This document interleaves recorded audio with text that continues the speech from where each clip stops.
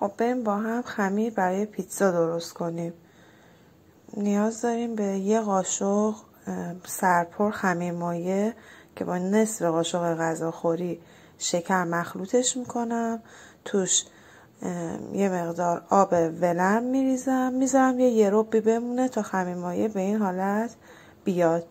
یه مقدار نمک میخوایم، تقریبا 2 لیوان آرد گندم، 1 نوک قاشق بیکینگ پودر، 1 دونه تخم مرغ، 1/5 لیوان از این لیوان فرانسویا روغن مایه، یه مقداری هم آب. همه این مواد رو مخلوط میکنیم. آب رو کم کم بهش اضافه میکنیم تا به شکل خمیری در بیاد. من از قبل آردم اندازه گرفتم، تقریبا 2 لیوان فرانسویه.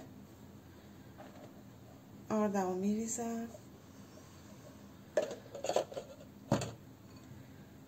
خمیر مایم با نصف قاشق شکره با آب ولرم اونم اضافه میکنم.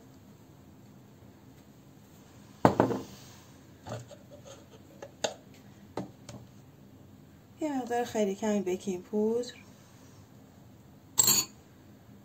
نمک،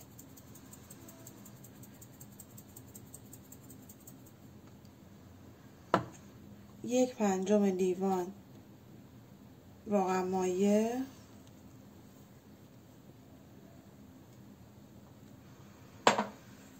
یه دونه تخم مرغ،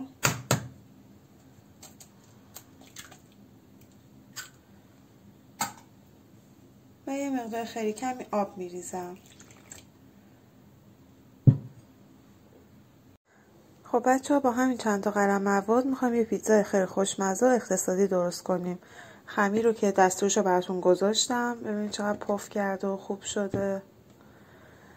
نیاز داریم به سس کچاپ یا همون سس قرمز، پنیر پیتزا، سیب زمینی، قارچ و فلفل دلمه و کالباس. حالا من 2 داشتم، از هر 2 میخوام استفاده کنم. سیب زمینیمو پوست بگیرم.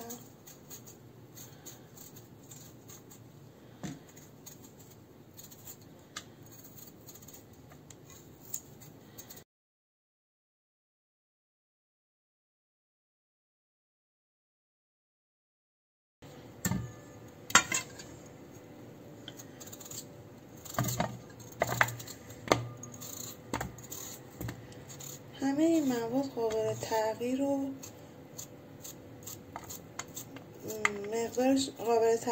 مقدارش هم دست خودتونه.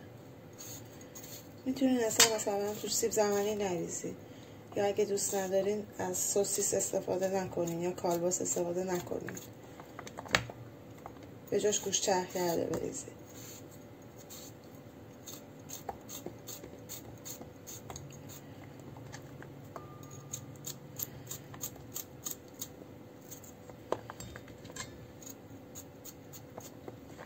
یا مثلا توش ذرت استفاده کنین. بستگی به ذائقه خودتون موادش رو میتونین تغییر بدین.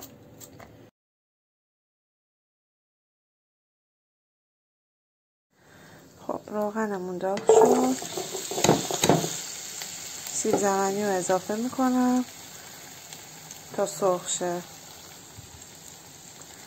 خب به سیب زمینیمون نمک و فلفل و زردچوبه زدم. تا این سرخ شه من میرم قارچامم خورد میکنم. خب یه نکته هم داره این پیتزا که هم نکتهش اینه که همین که سالمه، هم خمیرش رو خودمون درست میکنیم، همین که مواد اولیه‌اش خیلی آسونه، هم اقتصادی و کاملا سالمه. من که خیلی پیشنهاد میکنم، خیلی هم خوشمزه میشه.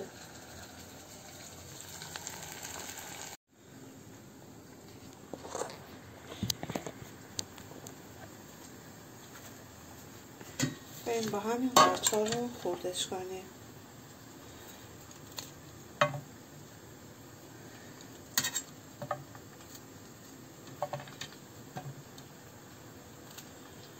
اندازه قارچ هم بستگی به خودتون داره، هر سایزی که دوست دارین خوردش کنید.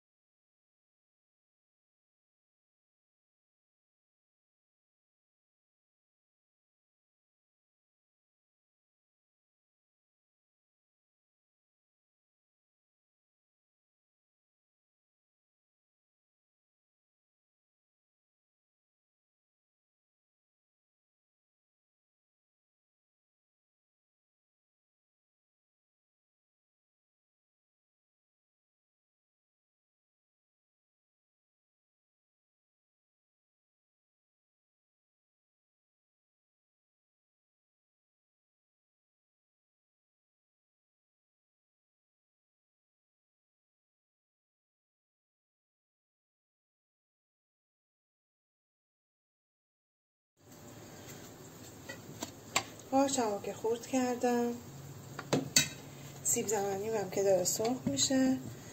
الان نوبت کالباسه.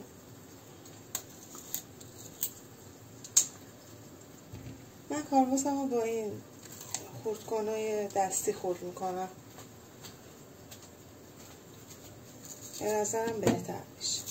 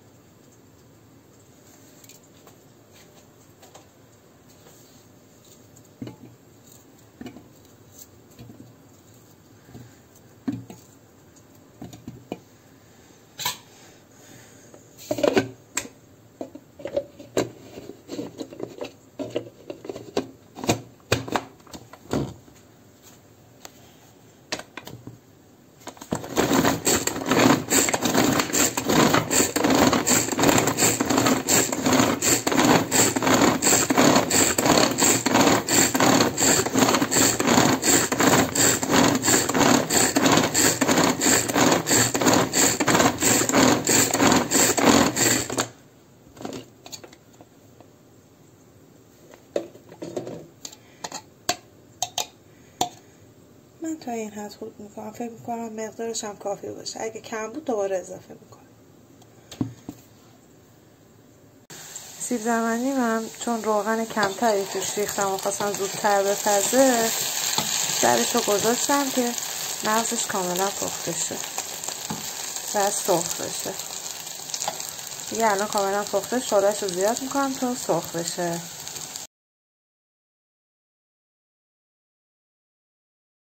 همین یه مقدار روغن قارچمو میریزم با نمک، با در باز میذارم سرخ شه.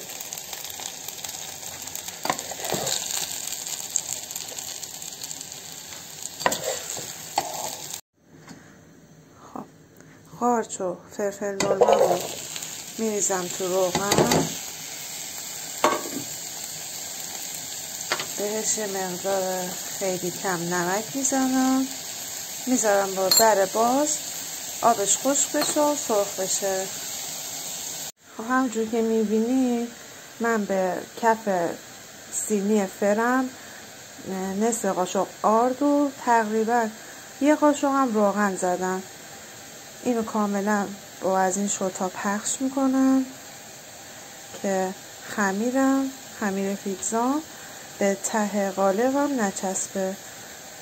کاملا همه جاشو آرد و روغن بزنیم.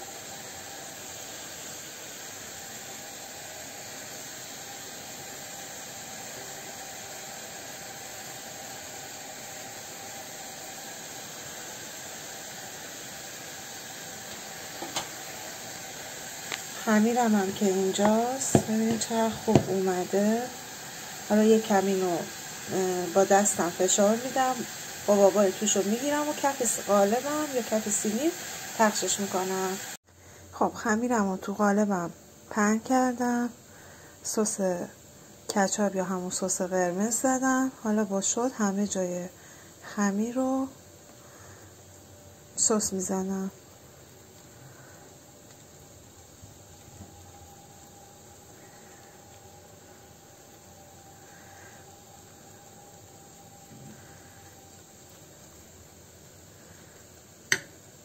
این سمتم قارچم حسابی تفت خورد، بهش کالباسم و سیب زمینیمو اضافه میکنم و کامل مخلوطش میکنم. خب موادم کاملا قاطی کردم که راحت تر بتونم روی خمیر پیتزام پخش کنم. این سمت هم خمیر پیتزامه، یه لایه نازک اول زیرش پنیر پیتزا میریزم،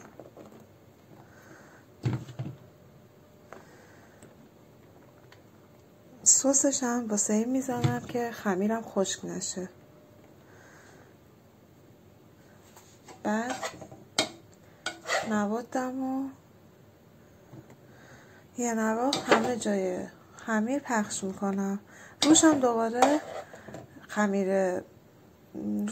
پنیر پیتزا میزنم. تو موادم هم یه مقدار خیلی کمی آویشن هم اضافه کردم. خب موادم رو ریختم رو خمیر. حالا از همینجا پنیر پیتزا میریزم. مقدار پنیر پیتزا بستگی به خودتون داره. اگه دوست دارین خیلی کش بیاد بیشتر بریزین، اگه نه که خب کمتر بریزین. میخواین رژیمی تر بشه و سالم تر بشه کمتر بریزین.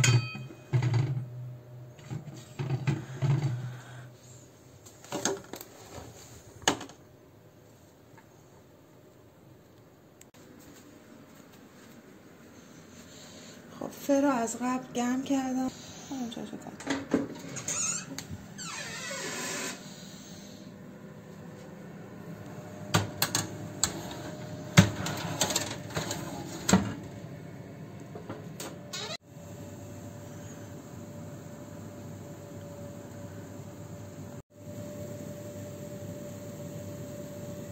اینم از نتیجه نهایی. قسمت بالای فر با دمای 150 درجه، مدتش هم 3-4 دقیقه.